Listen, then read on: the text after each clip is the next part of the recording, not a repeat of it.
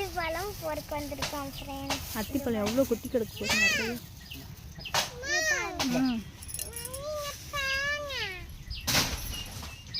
அழகா இருக்குடா.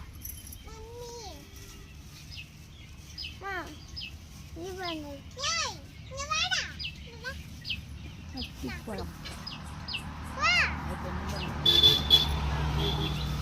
இது பாருங்க ஃப்ரெண்ட்ஸ், பையில் எவ்வளோ இருக்குன்னு.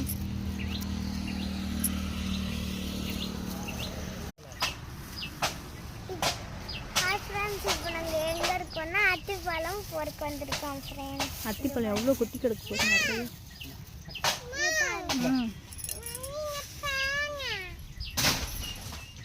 அழகா இருக்குடா. இது பாருங்க